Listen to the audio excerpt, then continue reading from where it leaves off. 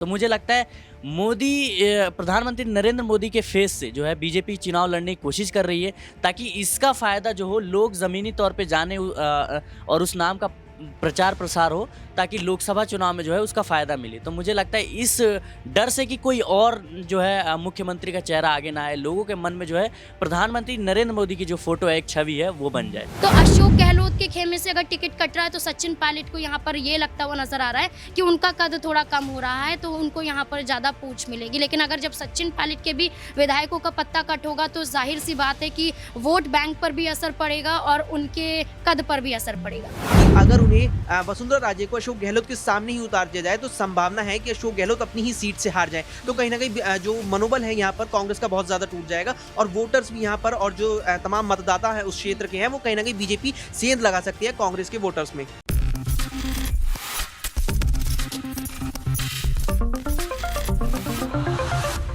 नमस्कार, next 9 news देख रही हैं आप और मैं हूं आपके साथ प्रज्ञा सिंह। बहुत बहुत स्वागत है आप सभी का मेरे खास प्रोग्राम सियासी पंचनामा में। सियासी पंचनामा में आज बात राजस्थान की, क्योंकि इस वक्त राजस्थान में जितनी गहमा गहमी देखने के लिए मिल रही है बीजेपी और कांग्रेस के बीच, ऐसे में सवाल लगातार ये उठ रहा है कि इस बार आखिरकार राजस्थान में किसकी जीत होने वाली है। राजस्थान की जनता किस पर अपना भरोसा जताएगी। जहां एक और दोनों पार्टियां दावा कर रही हैं कि उनकी जीत होगी तो उनकी जीत होगी, लेकिन दोनों ही पार्टियों में अंतर कलह भी काफी ज्यादा देखने को मिल रही है। विधायक नाराज हैं, समर्थक नाराज हैं, क्योंकि कईयों को टिकट दिया जा रहा है तो कईयों का टिकट काटा भी जा रहा है। बीजेपी की अगर बात करें तो जब से पहली सूची जारी हुई है तभी से पार्टी के बीच काफी ज्यादा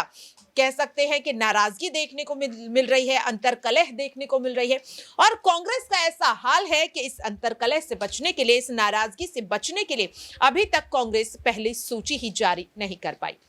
ऐसे में सवाल ये उठ रहा है कि पहली सूची जारी करने के लिए जहां एक और कांग्रेस को इतना ज्यादा विचार विमर्श करना पड़ रहा है, तो क्या पहली सूची जारी होने के बाद जिस अंतर कलह से बचने का दावा यहां पर कांग्रेस कर रही है, कोशिश कर रही है, क्या कांग्रेस बच पाएगी? क्योंकि बीजेपी साफ तौर पर कह रही है कि जब सूची जारी करने में इतना समय लग रहा है, इतने घबरा रही है कांग्रेस, तो जारी होने के बाद क्या होगा। इस दौरान देखने के लिए मिलता है कि अशोक गहलोत बार बार ये बयान दे रही हैं कि मुख्यमंत्री तो वही होंगे। जिस तरीके से सीएम पद को लेकर उन्होंने बयान दिया और कल दौसा में भी जब जनता से बातचीत करते हुए वो यही कहते हुए नजर आए। ऐसे में सवाल ये उठ रहा है कि भले ही कांग्रेस चाहे ना चाहे, लेकिन मुख्यमंत्री पद अशोक गहलोत का ही होगा। इस चीज को समझने की कोशिश हम करेंगे अपने न्यूज रूम में मौजूद तमाम सहयोगियों से कि अशोक गहलोत जो बार बार कह रहे हैं कि सचिन पायलट उनके दोस्त हैं, भाईचारा दोनों के बीच है, लेकिन उनके बयान कहीं ना कहीं मेल नहीं खा रहे हैं इस दावे से। तो यहाँ पर नाजमीन है। नाजमीन, कल भी अशोक गहलोत ने दौसा में एक ऐसा बयान दिया जिससे यही लग रहा है कि सीएम पद उनका ही होने वाला है, और एक तरफ वो कह रहे हैं कि देखिए पार्टी जो चाहेगी वो होगा। तो क्या अशोक गहलोत पहली सूची जारी होने से पहले ही हाईकमान को ये दिखाने की कोशिश कर रहे हैं कि आप चाहो ना चाहो लेकिन सीएम पद मुझे ही मिलने वाला है यहाँ पर, और एक तरफ वो कह रहे हैं कि दोनों में भाईचारा है, कहा जा रहा है कि सचिन पायलट को मुख्यमंत्री बनाया जाएगा। तो अशोक गहलोत एक बार फिर से अपने वो जो तेवर दिखा रहे हैं, क्या पहली सूची जारी होने के बाद फिर से कांग्रेस अंतरकलह का सामना करती हुई नजर आएगी? देखिए, यहाँ पर दो चीज़ें नज़र आ रही हैं। एक तो ये कि सचिन पायलट ने एक बात कही थी कि अशोक गहलोत ने जैसा कहा है वैसा ही भी मैं ही वही कहूँगा कि हमारे बीच में बहुत प्यार मोहब्बत है, और भारतीय जनता पार्टी को अब कोई मुद्दा नहीं मिल रहा है कि राजस्थान में अशोक गहलोत और सचिन पायलट के बीच में जो प्यार बढ़ गया है, अब कैसे यहाँ पर फूट पड़ेगी, कैसे कांग्रेस यहाँ पर गिरती हुई नज़र आएगी। क्योंकि ये प्यार एकजुटता की मिसाल पेश हो जाएगी, क्योंकि दोनों ने साबित कर दिया कि मिलकर चुनाव लड़ेंगे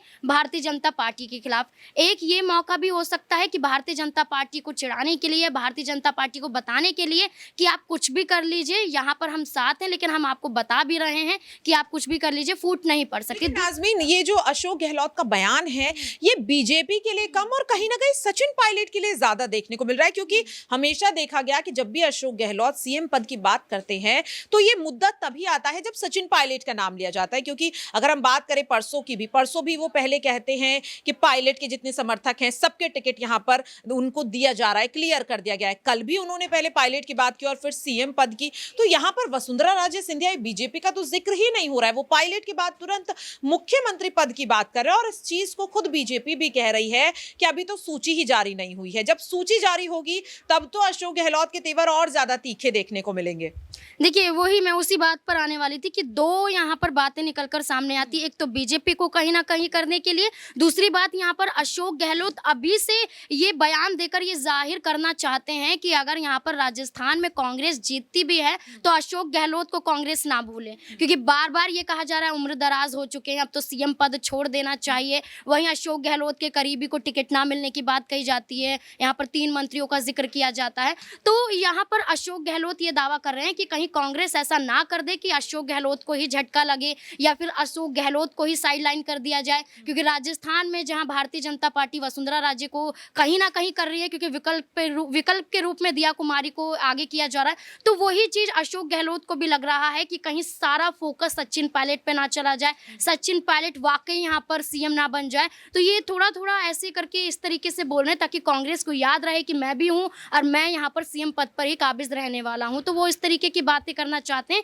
कि आगे भी मैं ही सीएम रहूंगा और अभी तक भी मैं सीएम 3 बार चुना जा चुका हूं, तो मैं आगे भी सीएम मैं ही बनूंगा। अच्छा, यहाँ पर एक और चीज हमने देखी कि जो अशोक गहलोत हैं उनके करीबी शांति धारीवाल माने जाते थे, उनका टिकट कटता है तो सचिन पायलट ने हाईकमान के फैसले का समर्थन किया, कहते हुए नजर आए कि जो भी अनुशासनहीनता करेगा उनके खिलाफ पार्टी को ये फैसला लेना ही चाहिए। लेकिन गहलोत के करीबी का टिकट कटता है तो पायलट हंसते हुए नजर आते हैं, लेकिन दावा किया जा रहा है कि उनके भी कई विधायकों के टिकट काटे जाने की बात हो रही है। तो क्या पायलट की ये हंसी तब भी बरकरार रहेगी जब उनके विधायकों के टिकट यहाँ पर काटे जाएंगे? क्योंकि पिछले साल तो हमने कुछ और ही नजारा देखा था।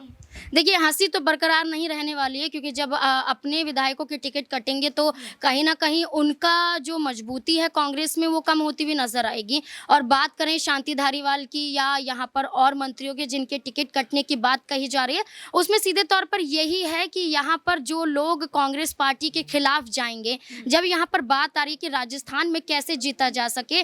वहीं दूसरी तरफ ये देखने को मिलेगा कि लोग हाईकमान का ही सम्मान नहीं करते, आला कमान सोनिया गांधी का ही सम्मान नहीं करते, उनको कुछ राजस्थान में नहीं समझते हैं। तो ऐसे लोगों को टिकट कांग्रेस तो जाहिर सी बात है कि नहीं देने वाली है। अभी तो सिर्फ यहाँ पर अनुमान लगाया गया है कि हो सकता है कि टिकट काटा जा सके, लेकिन यहाँ पर तय माना जा रहा है कि टिकट कटेगा। तो अशोक गहलोत के खेमे से अगर टिकट कट रहा है तो सचिन पायलट को यहाँ पर ये लगता हुआ नजर आ रहा है कि उनका कद थोड़ा कम हो रहा है, तो उनको यहाँ पर ज्यादा पूछ मिलेगी। लेकिन अगर जब सचिन पायलट के भी विधायकों का पत्ता कट होगा तो जाहिर सी बात है कि वोट बैंक पर भी असर पड़ेगा और उनके कद पर भी असर पड़ेगा। वाकई में देखिए, ये तो बात रही कांग्रेस की कि कांग्रेस इस वक्त किन किन मुश्किलों का सामना जो है वो पहली सूची जारी होने से पहले कर रही है राजस्थान में। लेकिन यहाँ पर बीजेपी के भी मुद्दे को समझने की जरूरत है, क्योंकि पहली सूची जारी हो चुकी है लेकिन दूसरी सूची जारी होने से पहले यहाँ पर साफ तौर पर देखने को मिला कि किस तरीके से एक सीट को लेकर बीजेपी के दो नेता एक दूसरे के खिलाफ बोलते हुए नजर आ रहे, प्रदर्शन करते हुए नजर आ रहे। बात यहाँ पर सीधे सीधे हो रही है जोटवाड़ा विधानसभा सीट की, जहां पर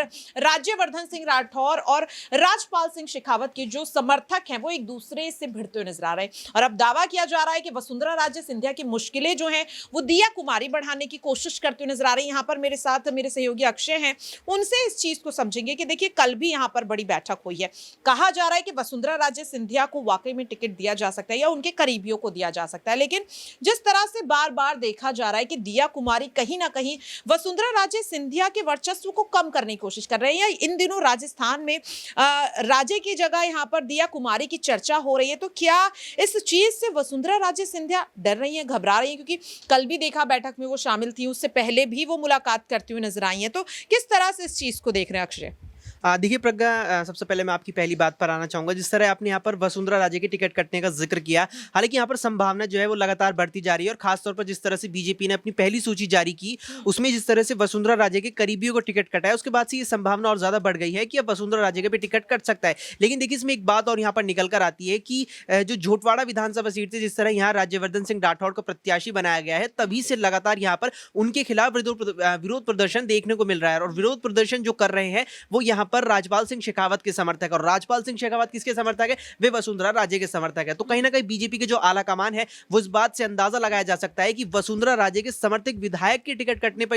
इतना विरोध देखने को मिल रहा है, तो वसुंधरा राजे के टिकट कटने पर हमें कितना विरोध देखने को मिल सकता है। इसके अलावा जिस तरह यहाँ पे आपने दिया कुमारी का जिक्र किया, तो देखिए ये एक बात जरूर है कि बीजेपी लंबे समय से राजस्थान में एक ऐसी महिला नेता की तलाश में थी, एक ऐसी महिला चेहरे की तलाश में थी जो कहीं ना कहीं राजघराने से भी आता हो और राजनीति में अच्छा एक वर्चस्व रखता हो। लेकिन हालांकि दिया कुमारी पर जाके कहीं ना कहीं बीजेपी की वो तलाश पूरी जरूर हुई है, लेकिन अभी भी दिया कुमारी को मुझे लगता है कि बहुत समय लगेगा, बहुत वक्त लगेगा वसुंधरा राजे वाला दर्जा प्राप्त करने में, क्योंकि वसुंधरा राजे को ऐसे ही नहीं राजस्थान की राजनीति में महारानी का दर्जा दिया जाता। 40 साल से ज्यादा का उन्हें राजनीति में अनुभव है, और वसुंधरा दिया कुमारी को तो शायद 20 साल का भी मुझे लगता है इतना ना होगा, 20 साल का भी। तो इस लिहाज से दिया कुमारी खुद को आगे जरूर रख रही है, पार्टी भी कहीं ना कहीं दिया कुमारी को लगातार आगे ला रही है, मौके दे रही है, लेकिन अभी भी उन्हें बहुत समय लगेगा यहाँ पर वसुंधरा राजे के कद तक पहुंचने में। अच्छा अक्षय, यहाँ पर देखिए अगर मैं बात करूं वसुंधरा राजे की, तो झालरपाटन विधानसभा सीट उनका गढ़ कहा जाता है। जीत वो लगातार यहाँ पर हासिल करते हुए नजर आ रही है, लेकिन अब सूत्रों से ये दावा किया जा रहा है कि इस बार वसुंधरा राजे सिंधिया को सरदारपुरा से उतारा जा सकता है। ये गहलोत का गढ़ है।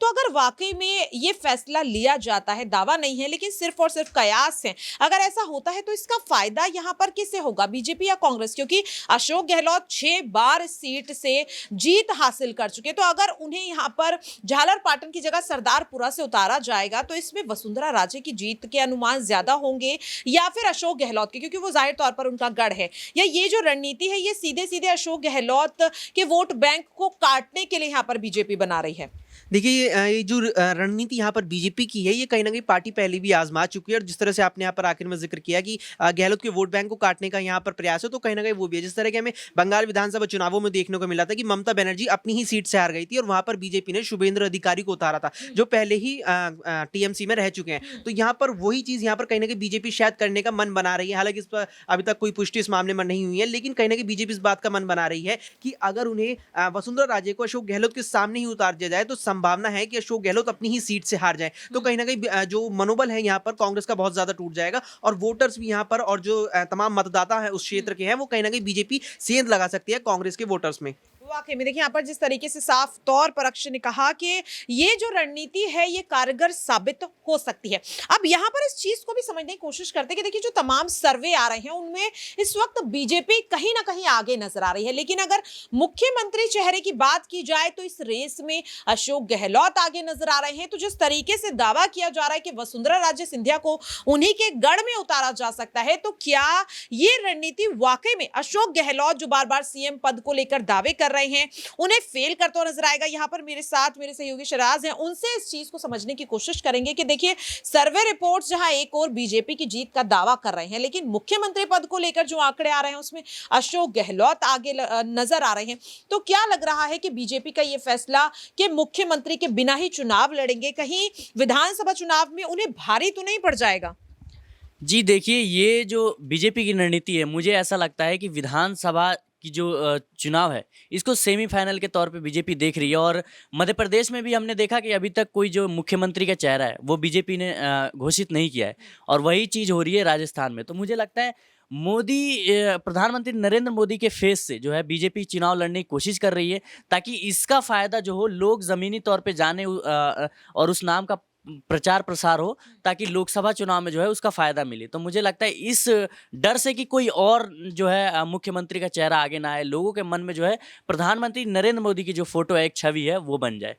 वाकई में देखिए यहाँ पर जिस तरीके से शराज ने साफ तौर पर कहा कि कहीं ना कहीं बीजेपी भी इस चीज को बेहतर ढंग से समझती है कि उन्होंने राज्य स्तर पर किसी भी नेता को इतना ऊपर उठने ही नहीं दिया है कि उनके चेहरे पर चुनाव जीते जा सके। अब ऐसे में देखना यही होगा कि जो तमाम दावे यहाँ पर बीजेपी और कांग्रेस राजस्थान को लेकर कर रही है, सच आखिरकार किसके होते हैं और जनता आखिरकार किसे राजस्थान के लिए चुनती है सरकार के तौर पर। आपको क्या लगता है कि इस बार राजस्थान में आखिरकार किसकी जीत होगी, बीजेपी या फिर कांग्रेस? अपनी राय कमेंट बॉक्स में जरूर शेयर करें। आज के लिए मेरे खास प्रोग्राम सियासी पंचनामा में इतना ही। कल फिर होगी किसी अन्य मुद्दे को लेकर आप सभी से मुलाकात।